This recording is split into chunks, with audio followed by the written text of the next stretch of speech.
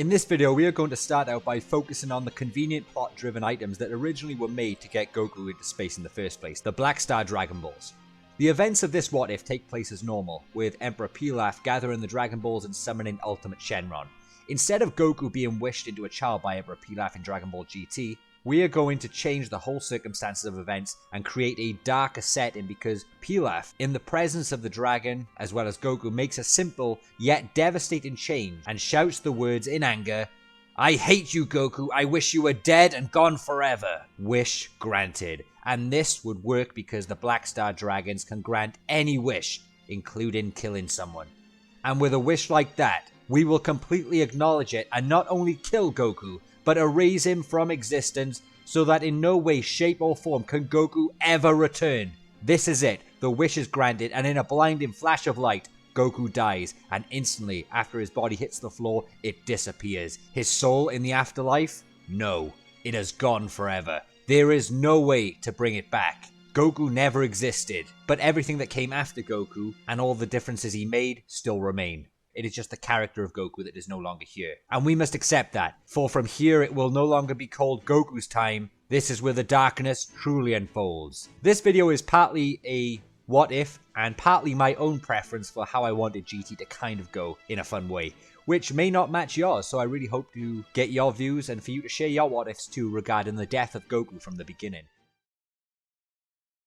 So, after Goku's death, Mr. Popo would whip all their asses and throw Pilaf's gang off the shrine. This would lead to King Kai informing Dende of the situation and the 1-year deadline to get the balls back, to which now, Dende would turn to Piccolo for guidance. Piccolo would take it upon himself to formulate a plan with Gohan and Vegeta to obtain the Black Star Dragon Balls. Meanwhile, the morning of Goku's death and erasure hits heavily on his family, and it's in this false hope that Goten and Gohan would want to find the Black Star Dragon Balls in hoping they can find a way of bringing Goku back. But Piccolo and Vegeta know the truth, that it would be a vicious cycle. Even if the balls were powerful enough to make Goku exist again, the balls would be scattered once again, and they saw this as a very risky act, not knowing if it would grant them another year to go and find them again after the wish. But Bulma had an idea to use the regular Dragon Balls to see if they could bring Goku back that way, to which she already had them and summoned Shenron. Shenron states that he does not have the power to undo a wish made by the Ultimate Dragon. Thus, no wishes were made and no negative effects were placed on the Dragon Balls at this moment. Piccolo takes it upon himself to volunteer to search for the Dragon Balls and tells Gohan that he should get ready because he will also be going. Gohan totally agrees in the memory of his father and for ultimately protecting the Earth. Goten finally steps up and does not allow Gohan to put the weight on his shoulders by himself. So the team set up to explore the universe is Piccolo, Gohan and Goten, where Gohan would be the brains behind the spaceship control systems. That's right, it's Gohan's time.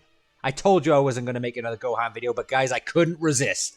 In this story, Pan isn't as involved as she was in the original GT. Oob would still not be involved at this point because of his whereabouts unknown. The reasons I chose Goten and Gohan is because I feel they would have a better chemistry with Piccolo. Piccolo, having the experience of being an ex-Guardian, would find himself somewhat involved with the situation, as well as his links to the Black Star Dragon Balls, as you will soon see later. Furthermore, I don't feel Vegeta would volunteer to go if he knew the newer generation could start doing something useful. I could potentially see Goten and Trunks going with Piccolo as well, to give that old feeling of the Buu Saga back, but I feel Goten and Gohan would slightly be more determined to go, knowing their father had just died forever. Also, I dread to think of how bad the atmosphere would be with Vegeta and Piccolo's bad moods together in the spaceship for a year.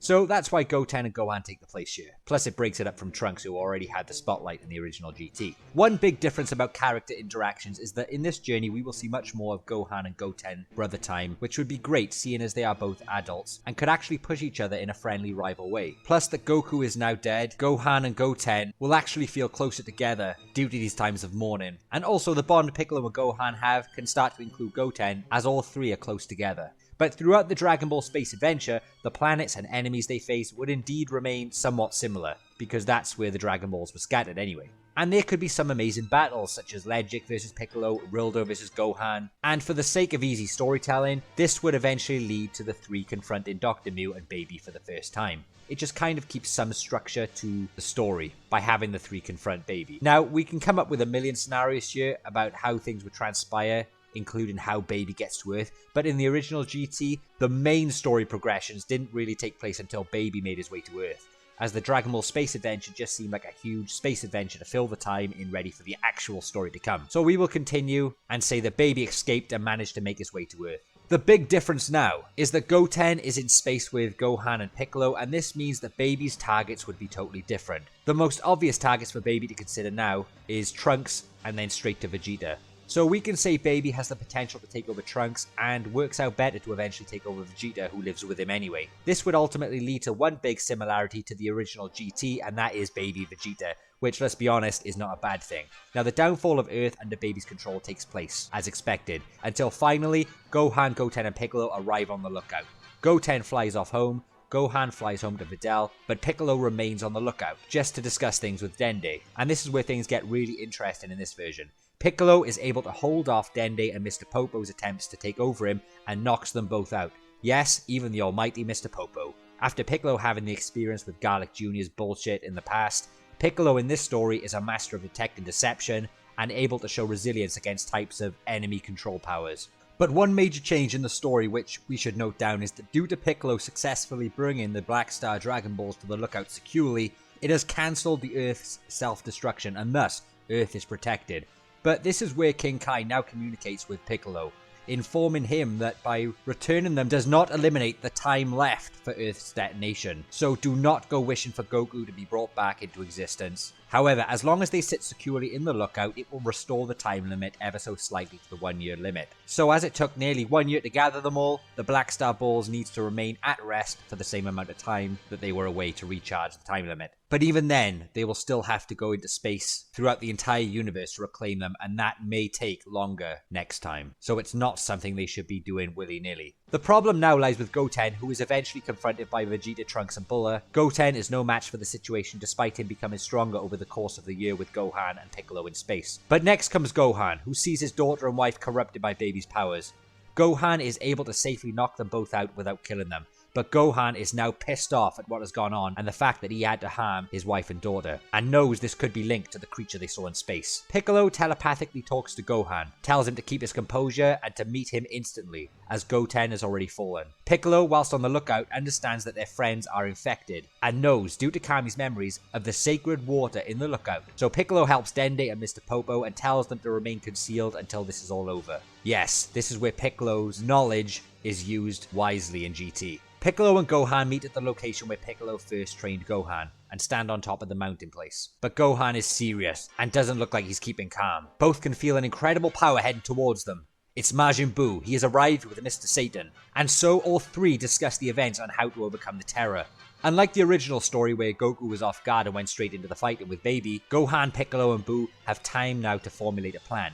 Piccolo believes there is a chance to save the others if they can collect more of the sacred water, but Gohan states that it may not be enough if Baby can continue reinfecting them. Then they wouldn't know for sure if the sacred water would be enough. Gohan states Baby needs to be defeated, and in a rage, flies off towards Baby's direction. Piccolo tells Gohan to wait, but he doesn't listen.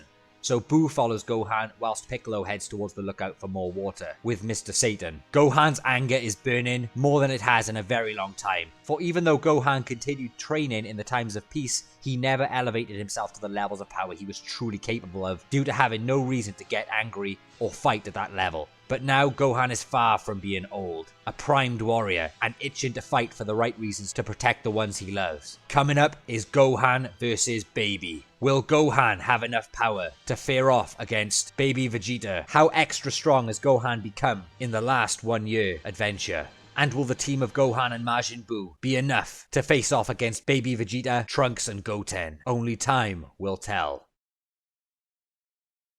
Gohan approaches his old house where he used to live, and that's where the presence of Baby can be felt. Baby anticipates Gohan's arrival, and so he and Buu land and confront Baby Vegeta, Goten and Trunks. He tells Buu that he will take on Vegeta if Buu can handle Goten and Trunks, and so Goten and Trunks attempt to fuse into Gotenks, to which Buu's memories tell him that he must intercept it or they could become extremely strong, and so Buu takes on Goten and Trunks and holds them off from fusing. Buu has grown in strength as well over the last 15 years, and is immune to Baby's control. Gohan faces Baby Vegeta. And in this new story, his training and potential will be showcased as it should have been portrayed in GT. He taps into his ultimate power, and Baby knows full well through Vegeta's memories that Gohan is the last remaining Saiyan, albeit half human, who exists that is not under his control, and so Baby intends to carry out his vengeful act as normal by using Gohan as the final Saiyan punch bag to show dominance, rather than Goku originally. This is a motive why Baby doesn't try the avenues to take over Gohan, due to his pride and motive. However, even if he wanted to take over him,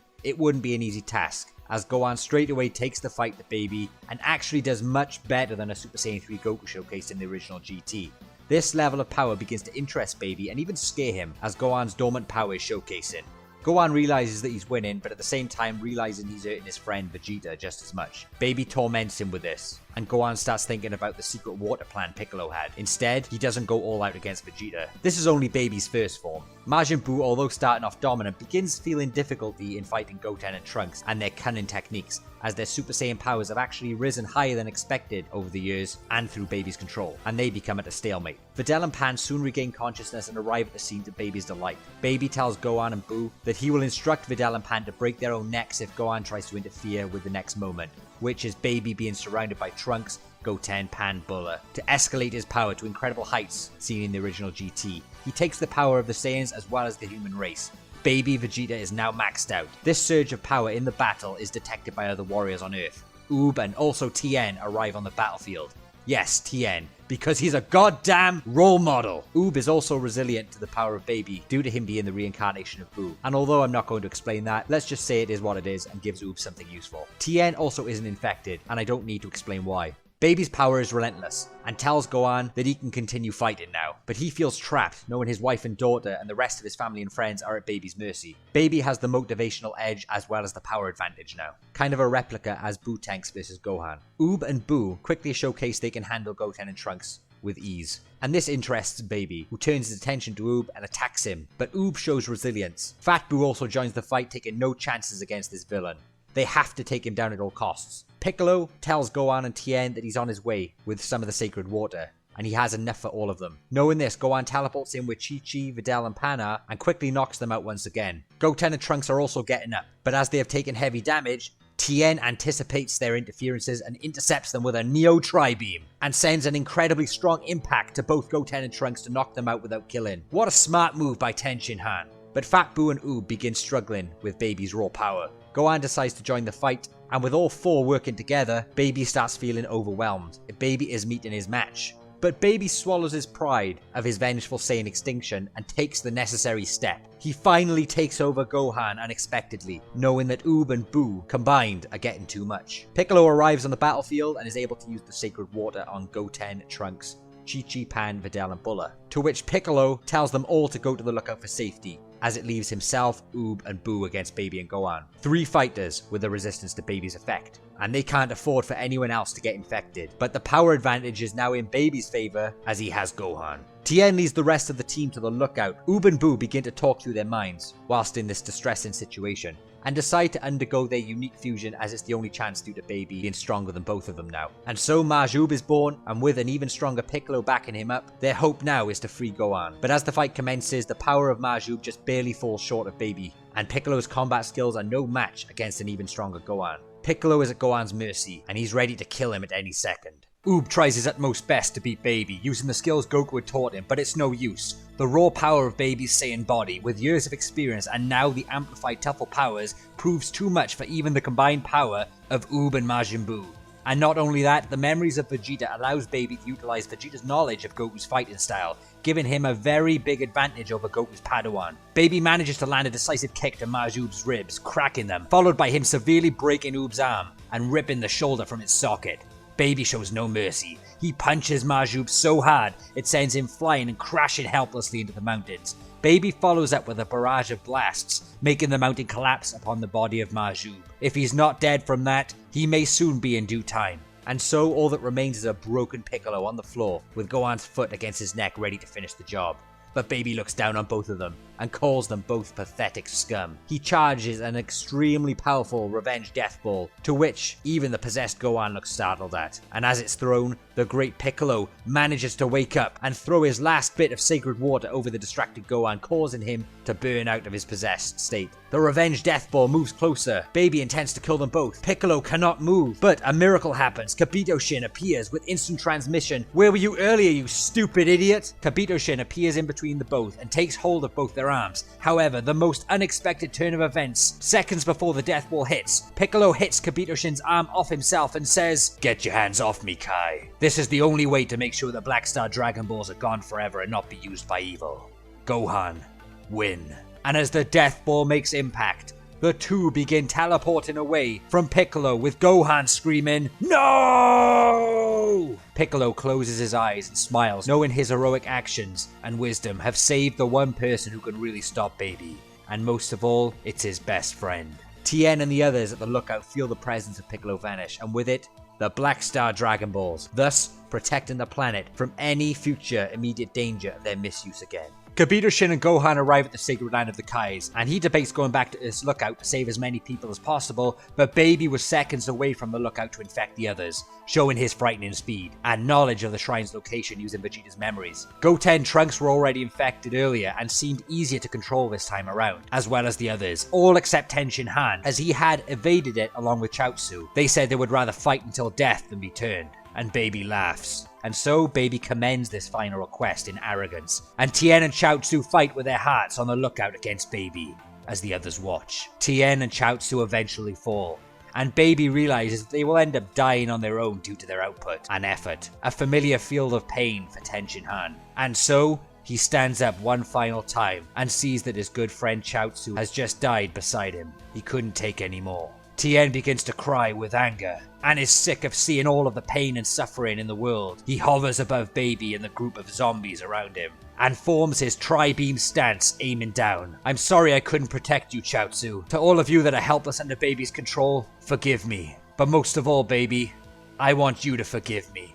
Baby looks up and laughs. "And why would I forgive a worm like you? Forgive me for not giving a shit! Multi-solar Neo Tri-Beam!" And in a blinding flash of light, Tien's last energy filled with rage and courage forms 4 Tiens, with each harnessing the power of the sun to somehow fuel the immense power of the 4 Neo Tri-Beams, blinding everyone seconds before they are clobbered with the hardest hitting key force ever seen. The entire lookout explodes, and everyone on it plummets to their immediate doom. Tien's body breaks down and dies like a role model. Baby and his comrades crash into the world below and are all severely injured and barely alive, except Baby himself. Baby cannot believe that the man called Tenshin Han caused this much hell for him, and so they all request medical treatment from Baby's workforce.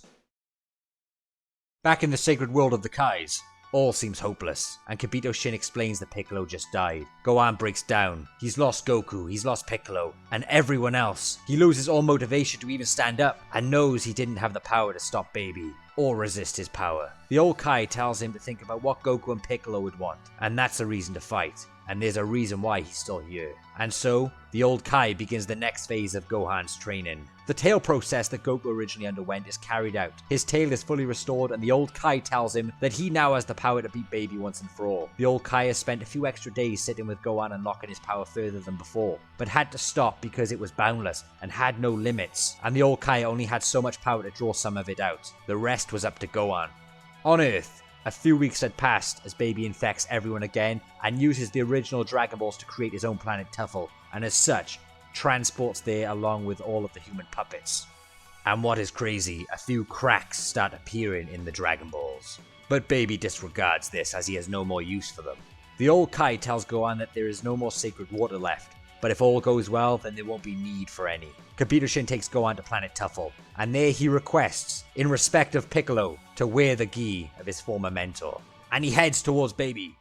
He powers up to his ultimate form once again and engages Baby, who this time is going to kill off Gohan to declare his Tuffle dominance over the Saiyan and human race. However, Gohan doesn't go down easy. Actually, not at all, as Gohan's ultimate power combined with his tail is giving off a very bizarre level of power than normal. that gives him a huge edge over Baby. Baby is shocked and sees this tale. He searches Vegeta's memories, to which he begins to understand the source of Saiyan's power along with Gohan's secret Kai training. Baby's Tuffle pride does not allow him to take over Gohan's body to end the situation. He wants to destroy the last remaining being with Saiyan genetics, and to declare dominance for the destruction of his race by King Vegeta in the past. So Baby uses his cunning ideas to formulate the next plan. Baby, in a desperate struggle, gets Goten, Trunks, and everyone else to interfere and distract Gohan, whilst he goes and confronts Bulma to prepare the newly constructed tower to emit the Brutes waves needed for Saiyan metamorphosis, and instructs Bulma to blast it straight at himself as Gohan is distracted with Goten and Trunks. And now, Baby becomes a Great Ape. The whole game changes, for it's Golden Great Ape Baby versus Ultimate Gohan. Great Ape Baby's power goes beyond what Ultimate Gohan is able to comprehend. It replicates the battle years ago between Great Ape Vegeta versus Kaioken Goku like a mirror image, just ultimate poetry, no pun intended. But the problem begins when Gohan is smashed out into the dirt and Great Ape Baby is about to completely crush him. He picks him up and is about to crush him with his bare hands. He screams in pain and is filled with grief about losing everything he ever loved. Gohan suddenly hears the voice of Piccolo communicating with him with the help of King Kai. He tells him to never give up on what he's fighting for because that's something Goku would never want his son to do. Piccolo reassures Gohan that no matter if his father is gone, he will always live through you. Gohan looks past Baby's giant head, trying to raise his power and break free, catches a glimpse of the Earth, and this begins Gohan's transformation, where even Baby is surprised that the Earth produced enough necessary waves to transform the Half Saiyan. Gohan breaks free of Baby's grasp and transforms into a Golden Uzaru, with an uncontrollable rage burning with the loss of loved ones and the hate for Baby. And so it's Golden Uzaru Gohan versus Golden Ape Baby, Godzilla versus King Kong on planet Tuffle. All hell breaks loose. Both seem just as powerful as each other, with Gohan's ape power being stronger, but Baby having control over his abilities to give him the edge in intelligence. If things keep going, the planet will be destroyed. However, there is hope, for a group of warriors have infiltrated the planet from Earth, the Forgotten Warriors who assembled to take down Baby and his minions in the absence and assumed death of Gohan.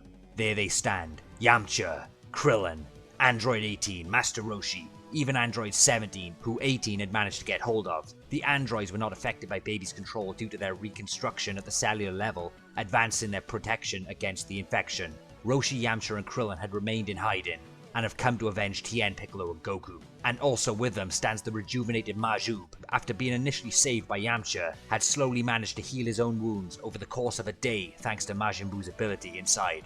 Injuries that would have taken more than 6 months to heal normally.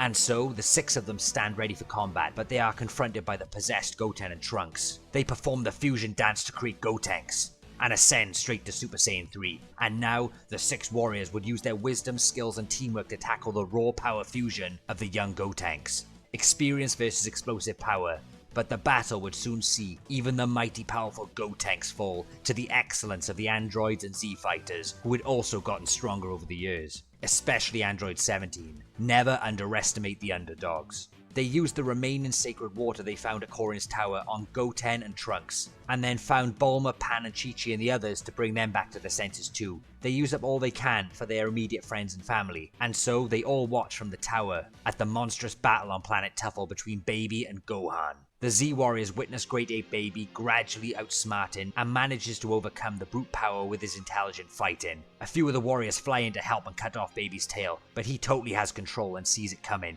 and gives them a hard time. Golden Ape Gohan is down for the count, unable to move due to the beating, but his giant ape form begins staring at the earth in the sky, and he begins to calm.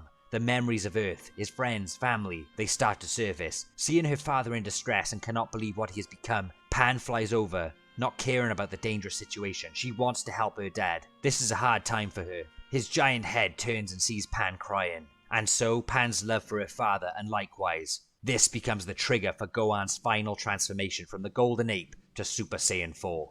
Everyone stands back at this unbelievable transformation, the amount of power never felt before.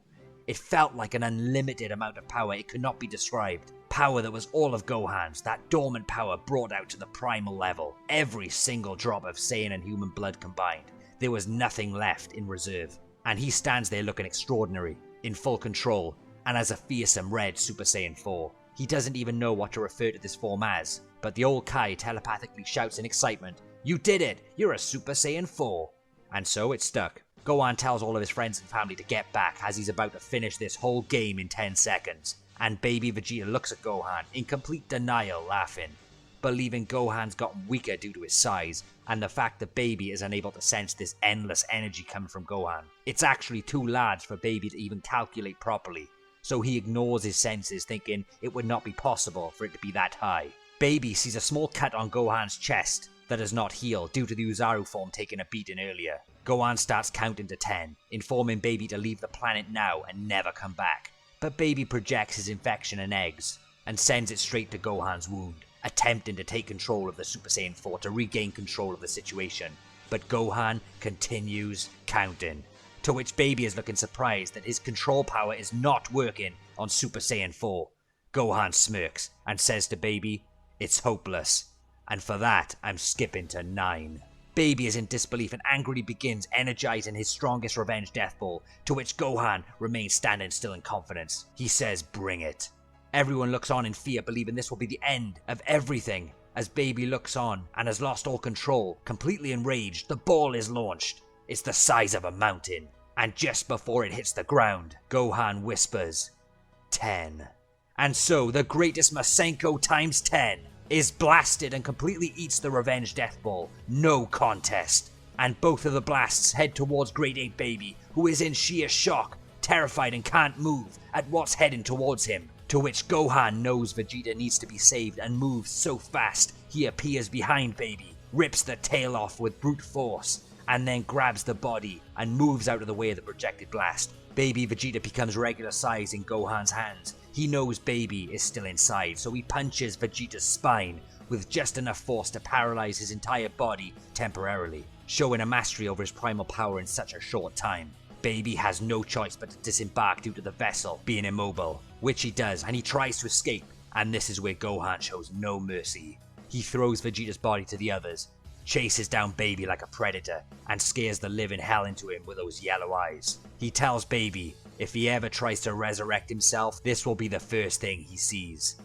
And Gohan fires a point-blank Kamehameha into Baby, disintegrating his body for good. Gohan finishes with saying, "Saiyans 2, Tuffle 0.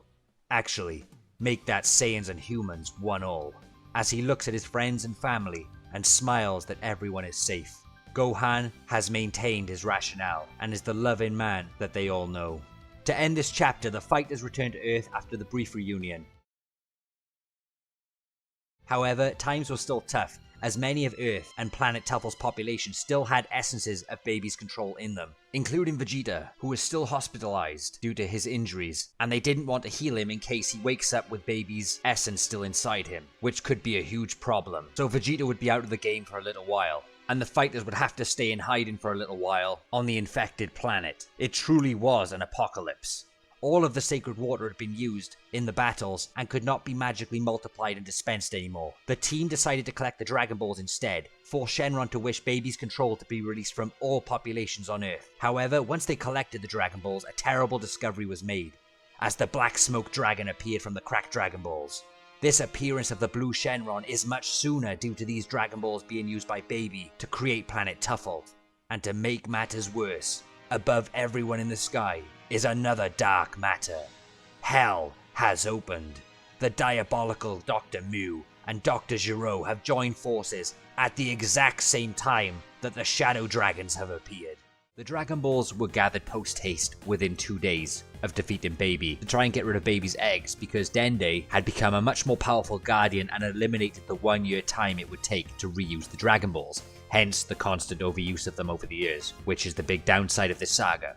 Due to there being dark energy from the Shadow Dragons and dark energy from Hell at the same time, this makes Earth completely disconnected from the outside universe, and not even Kibito Shin or King Kai can support due to the dark power blocking any signal. Earth must fight alone. After discovering their inability to communicate with King Kai, Bulma came up with an excellent plan to get Vegeta back on his feet as soon as possible to assist and to rid the infections in the populations. She prepared a new advanced spaceship, taking Chi-Chi, Videl and the kids safely to New Namek, so they can request to use the Dragon Balls there. And what's impressive, Bulma's new ship can get there in only 2 days. So they leave, and Mr. Satan Dende and Mr. Popo join them as well, because if Mr. Popo remained on Earth, it would be a huge disadvantage for Sin Shenron, and would ruin the entire story, because Mr. Popo is Ultra Instinct. Android 17 of Earth suddenly becomes controlled by the Android 17 in Hell and turns on the team. He seems to have received an odd power-up as well. He flies off to the mountain area suspiciously, but is followed by Android 18, Goten and Trunks for them to address this. Gohan along with Krillin decide to enter Hell's portal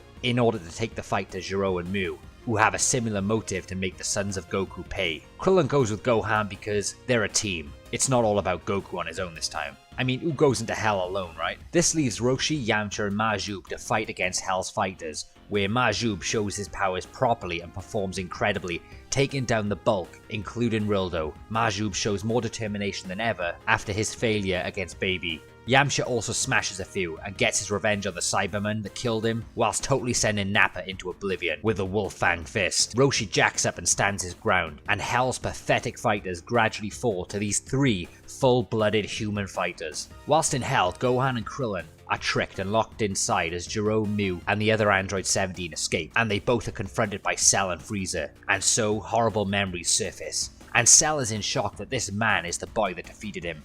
He wants revenge, but fails miserably at Gohan's base powers. An aging Krillin should never be underestimated though, for his strength and focus over the years have taken his body to levels unimaginable through his experience. Krillin shows no fear at the tyrant who killed him on Namek, and totally wipes the floor with Frieza using Destructo Disc combos and his new hard-hitting punches, showcasing his mind, body and spirit being stronger than ever. Frieza and Cell are dealt with through normal means, and are frozen in Hell. Majub, Yamcha and Roshi finish defeating Hell's fighters and make their way to Goten and Trunks. Earth 17 is holding off Goten, Trunks and 18 until Hell's 17 arrives, and they soon become Super Android 17, proving unstoppable at this point. But if the situation doesn't already look hopeless, matters get worse when 2 of the Shadow Dragons arrive on the scene after sensing the battles going on. It is Nova and Ice. The brothers have teamed up and see threats in both Super Android 17 and the Z Warriors, or the GT Warriors, whichever you want to call them.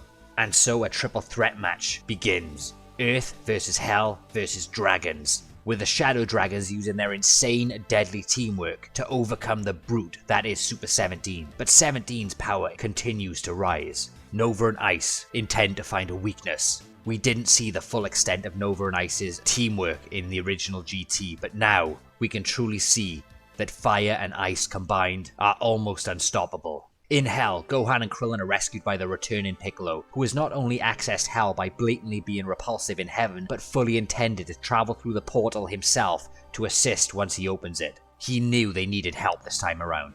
Piccolo knew Dende had left for Namek, so he communicates with the Elder Guru on planet Namek to assist in syncing his powers to open a portal to Namek. After successfully opening, Gohan, Krillin and the dead Piccolo arrive on Namek like old times, and would stay there awaiting Bulma's ship to arrive in 2 days to get back to Earth. But Piccolo knew what the plan was, so he took it upon himself to gather the Dragon Balls, because Piccolo's a goddamn manager. Porunga with 3 wishes. First wish, cure everyone of Baby's eggs. Second wish, Piccolo revives himself. And the third wish, to restore the Lookout on Earth to its original form in the sky, because it was previously destroyed along with Baby's pride, thanks to the goddamn role model Ten Shin Han. Piccolo restored the Lookout because he knew if he came back to life, the Black Star Dragon Balls would also come back, but they wouldn't be in their resting place, thus making Earth a ticking time bomb once again. This is why Piccolo is the wise fighter, and a goddamn manager. So they would have to wait 4 days to get back to Earth, giving them just over a week to put the Black Star Dragon Balls back in the Lookout safely, before Earth explodes. But the question is, will Majub, Yamcha, Roshi, Goten, Trunks and 18 survive 4 days on Earth with Super 17 and the Shadow Dragons dominating? Nova and Ice have already obliterated Dr. Mu and Gero. Super 17 is on a rampage, with no one controlling him. And the Z Warriors are slowly weakening, except Majub and the stamina efficient 18. And 5 other Shadow Dragons are currently terrorizing the planet and slowly making their way towards the main bulk of fighting. When they arrive, the fighters won't be able to survive the onslaught by the Shadow Dragons. Either Super 17 will destroy everything on his own by getting stronger, or the Shadow Dragons will. However, There is one hope left on Earth. Due to Piccolo's efficient wish of freeing Earth's population from babies leftover control, there's a saving grace from an old friend. It's Yajirobe, who stops by Capsule Corporation to see everyone, but to his surprise, they are all out fighting, which he wants no part of, except he sees Vegeta, who lays there in one of the hospital beds. Inside Capsule Corp, still seriously hurt from a couple of days ago. Capsule Corp was the only safe haven for the team to go to. Yajirobe tells Vegeta that he should remember him. He was the guy that cut his tail off years ago. But it's okay, because now he's here to make amends. Yajirobe gives Vegeta a Senzu bean from his secret stash, and the Saiyan Prince is reborn, with a Zenkai boost stronger than ever. He knows and felt everything that has transpired, and his Saiyan power is surging. But feeling the presence of hell on Earth, including the dragons, Vegeta knows there's no hope to make a difference in his current state. So he thanks Yajirobe for reminding him about the tail. He snatches the 3 remaining Senzu beans from him for safekeeping and tells him to beat it, or he'll rip that terrible moustache off Yajirobe's face. Classic Vegeta. Vegeta heads straight towards Dr. Brief's old model spaceship to fly to planet Tuffle nearby, the one place he knows that has a control tower full of Brutes waves, and Vegeta knows what he must do. If there's one thing Baby did right, it's bringing back Planet Tuffle. Or should I say, Planet Vegeta. It's a pity Kakarot is not here. I'd love to see Kakarot's face when he sees that I became Super Saiyan 4 before him. I miss you, you old fool. He arrives on Planet Tuffle, Planet Vegeta, in less than 30 minutes, and sets up the Brutes Waves Tower, which he knows how to operate. He projects it towards the canyon, and so he flies out straight into the waves and is exposed to the oversaturation of Brutes waves. The Saiyan Prince becomes an Uzaru, then a Golden Great Ape, and finally, after having the experience already of mastering his rationale as the ape, Vegeta ascends to Super Saiyan 4. This time, in the story, Vegeta will set things right with his power. He heads straight into the spaceship and flies back to Earth, and the sight of Earth looks horrendous, completely covered in the darkness from hell. But at the battle site, Super 17 has grown insanely strong from absorbing tons of energy and had made mincemeat out of the good guys, whilst the Shadow Dragons decided to smartly hold back watching. Nova can see that there is honor amongst Majub, Roshi and the others, and see what they are fighting for, and tells Ice that they should consider a temporary allegiance in order to take down Super 17's repulsive behavior. However, this makes Ice Shenron sickened, and tells Nova that they don't need help from humans. In fact, he will kill them right now. Ice flies down and attacks the weakened warriors, which completely goes against Nova Shenron's code as a warrior, and Ice is about to kill Trunks with a devastating slash. But before Nova decides to take any sort of action, Ice Shenron is already dead. Ice had shockingly looked down to his gut to see a fist going straight through his spine and out of his stomach. The monstrous death punch by Super Saiyan 4 Vegeta, and at an extreme speed. Get your filthy hands off my son, dragon scum! Nova is not annoyed, as he feels the disgraceful Ice Shenron deserved that death. Vegeta is here, he is not playing games. And he splits the 3 Senzu up to give to Goten, Trunks, Roshi, Yamcha, Majub, and 18. But Android 18 tells Vegeta to keep her half, because she doesn't tire, and she said she owed it him after breaking his arm all those years ago. Vegeta laughs, and takes the half Senzu, keeping his Super Saiyan 4 power topped up. Super 17 prepares to strike, but Nova lands next to Vegeta and tells him that this is only for the time being. But once that android is defeated, then they will fight together to determine the stronger warrior. Vegeta confidently smiles and accepts this as his primal body is urging for warfare. Super Saiyan 4 Vegeta and Nova take it straight to Super 17, but this jacked up android is no pushover, for he has absorbed so much ki attacks from the Dragons and Z-Warriors that he surpassed both Nova and Vegeta in terms of raw power. After taking a variety of stomps and hammers by Super 17, Vegeta and Nova finally see the weakness to Super 17's vulnerability when absorbing, and they manage to utilize teamwork. The two make the finishing move. Vegeta attacks Super 17 with a barrage of ki blasts, and Nova is the one that powers up a maximum supercharge that goes through Super 17's body, and Super 17 explodes from the ridiculous amount of internal heat inside his body. Nova and Vegeta are both exhausted, and Vegeta leaves his Super Saiyan 4 form. All the Z-Warriors surround Nova and are unsure what action to take next. Vegeta tells them all to stop, and gives Nova the respect and honor for backing and helping him out. He tells Nova the debt is now paid. Leave for now, but the next time he sees him, he will kill him. And so, Nova flies away to recover. Everyone helps Vegeta and realizes how much of a man of honor he's become. Don't look at me with those eyes! Kakarot would have done the same if he was here. And so the 7 of them head back to Capsule Corp to recuperate, as the threat of hell was now gone. Thus Earth could finally communicate with the Kais. Kabuto teleports in and catches up on the situation. Kabuto tries to heal Vegeta, but it's no use, as Super Saiyan 4 Warrior's power cannot be restored by Kabuto level of power. Kabuto says that he can stay and fight, but Vegeta tells him no thanks. That this is Earth's fight, for all of their sins using the Dragon Balls, and they will fix it themselves. Kabuto does one huge favor for them, and he puts his instant transmission to some use by heading to Namek to transport Piccolo, Gohan, and Krillin back to Earth, and tactically grabs Bulma and friends from the moving ship too.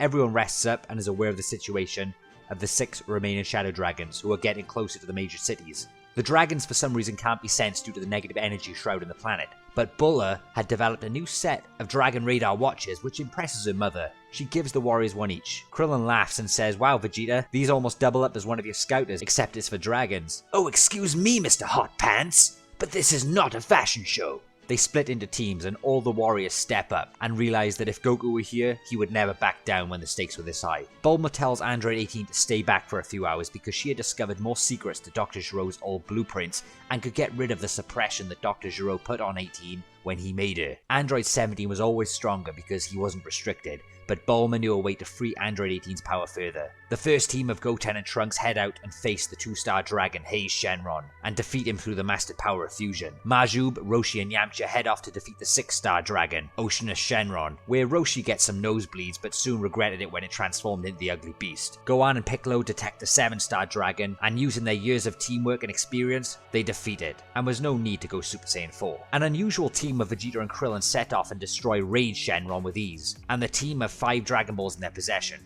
But problems lay in wait for Vegeta as soon as Rage Shenron goes down, as Nova reappears. He tells Vegeta that all obstacles have been removed, and now they will fight as warriors. Hand to hand is the basis of all combat.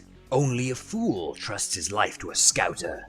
Without time to think, Nova strikes at Vegeta and he goes down. Vegeta powers up in desperation to go Super Saiyan 4, but he cannot! Nova is disappointed that Vegeta is not the warrior he once saw. Krillin looks confused and tells Vegeta that it probably has something to do with his tail not being there in base form. Nova will not allow any more chances and is about to kill the struggling Super Saiyan Vegeta. But Krillin sees a weakness in Nova and jumps in and shouts Solar Flare! It did a lot more damage to Nova because he has a special lens that can amplify sunlight to lethal levels that Krillin analyzed. It gives Vegeta that few moments to focus all of his Super Saiyan 2 power into his fist, but in doing so, something strange happens. Whilst focusing, Vegeta's power begins rising even higher than before, and as he roars, he taps into the dormant power of Super Saiyan 3 for the first time in his life. Super Saiyan 3 Vegeta rushes the blinded Nova and directly punches Nova in the heart, pierces right through him. And there is the image of Super Saiyan 3 Vegeta with a silhouette of a golden Uzaru behind him as he kills the relentless warrior Nova. He tells the dying Nova that he's sorry he had to die by the hands of 2 versus 1, but he will truly die a warrior. Everyone gathers up the remaining Dragon Balls they collected, but are instantly cornered by the final appearance of the 1-star dragon Sin Shenron. Everyone can see that this dragon is a whole different ballgame, and he demands them to hand over the Dragon Balls or he will kill them all. Super Saiyan 4 Gohan collides with Sin. Sin's scary power gradually starts to overwhelm Gohan, and he's kicked out of his Super Saiyan 4 form after a gruesome battle. There is no opportunity to perform a safe Super Saiyan 4 power-up for Gohan. Vegeta uses the watch made by Bullet to communicate with Bulma to bring the Brute Waves machine over right away. For the next few moments, Sin makes mincemeat out of everyone, and no amount of experience can overcome the brute power of Sin. He successfully gains the Dragon Balls and becomes Omega Shenron. Piccolo tells the team it's left him no choice, and he flies off, leaving them all on the battlefield. Everyone looks confused and Omega laughs, thinking Piccolo has ran away in fear. After minutes of Omega bragging, Bulma arrives and tells Vegeta that there's only enough power to charge up 1 Saiyan beyond his limits. Only 1 Saiyan, huh? I'd never thought I'd see the day when I'd resort to this again. Kakarot-san, has your brother ever shown you the fusion dance? Everyone buy us some time! Omega sees this as a potential problem and gives no chance for Gohan and Vegeta to perform the fusion dance. Vegeta sees Gohan struggling with the fusion method and scraps the idea. Instead, he calls Kabuto and tells him they need the Potara, and he needs Omega distracted. Suddenly, out of nowhere, a fly kick from the sky sends Omega crashing into the building because Omega couldn't sense her power. A brand new Android 18, whose power after over 20 years has been fully unlocked through Bulma's science. Just call me Super Android 18. And to tell you the truth, I can see why Dr. Gero put a lockdown suppression on my powers when he made me, because I truly am stronger than my brother. However, she knows she's no match for Omega Shenron and tells Vegeta all she can do is use her unlimited energy to knock back Omega and keep him at bay. She unloads her energy blast into Omega, which causes him great annoyance, and he's stuck in the rubble. Kibito Shin teleports in and the Potara is given to the two Saiyans. They fuse into a brand new Saiyan, Vegetarian.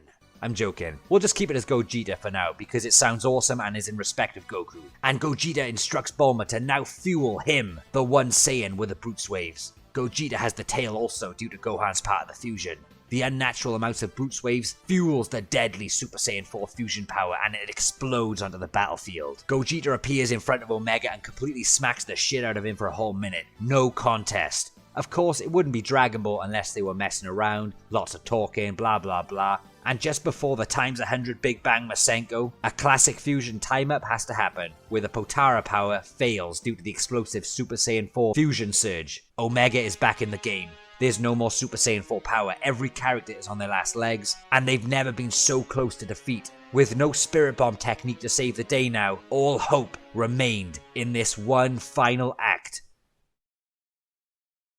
Piccolo lands next to the fallen warriors and stands before Omega Shenron. He tells Omega that he's the most powerful dragon he's ever witnessed in his lifetime, and he could have used that power for good rather than terrorize the universe. Omega laughs and tells Piccolo to line up with the others who are ready to die. Piccolo interrupts and states, "Except you would have been the most powerful dragon if it wasn't for these things right here." Piccolo throws the 7 Black Star Dragon Balls onto the floor that he just collected, and Omega is looking shocked and terrified at the magical power they are emitting.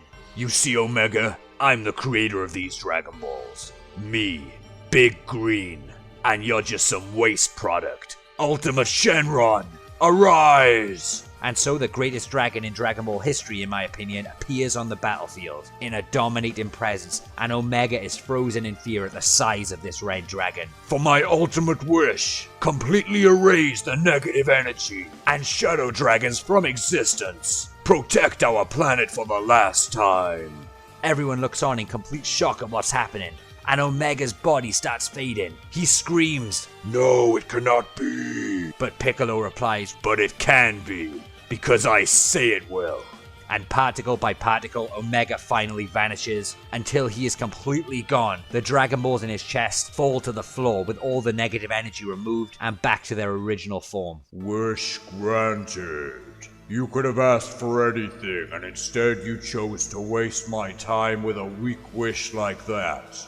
But suddenly the original Dragon Balls glow, and the classic Shenron appears in front of Ultimate Shenron. What a sight to behold. Shenron heals all of the fighters, repairs the damage and losses to Earth as this one-time only freebie. And both Shenrons inform everyone of their reliance of the Dragon Balls over the years, and it needs to stop now, which they all agreed on, as they don't want any more tragedies like this in the future. But Ultimate Shenron tells Gohan and Goten to step forward. He tells both of them that he is aware that over a year ago he fulfilled a wish to take their father Goku away from them, forever.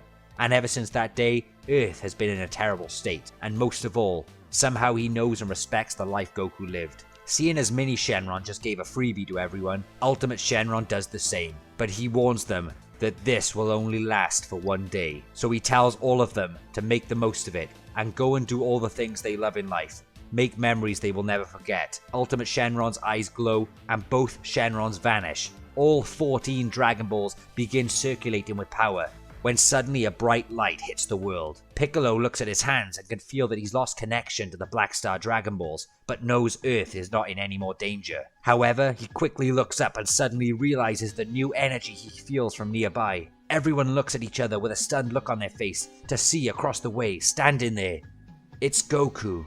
And after all these dark times, all of their faces fill with joy, seeing him one last time.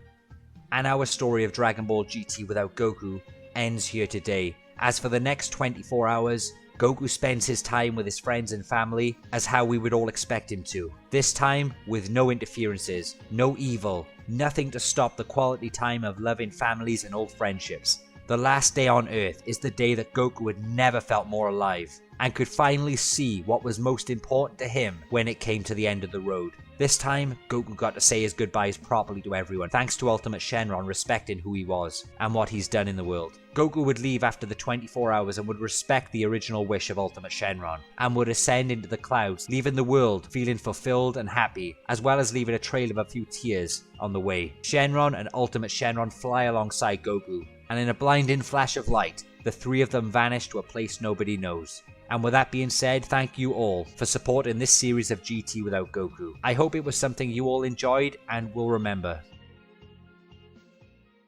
And if you're wondering why Tien and Chaozu had no chance to get wished back, it's because after their glorious battle, they decided to remain dead like goddamn role models. And goes to show us that if you keep wishing people back over and over in Dragon Ball, it takes away from the emotion and suspense and care for those characters. Being dead in Dragon Ball should have more impact and meaning. Tien and Chaozu are the role models in this story that brings that emotional attachment back. Thank you, Tien and Chaozu, the true heroes of Dragon Ball storytelling. And thank you so much to the original Dragon Ball GT for such a beautiful, meaningful send-off. That will always be the true ending of Dragon Ball for me.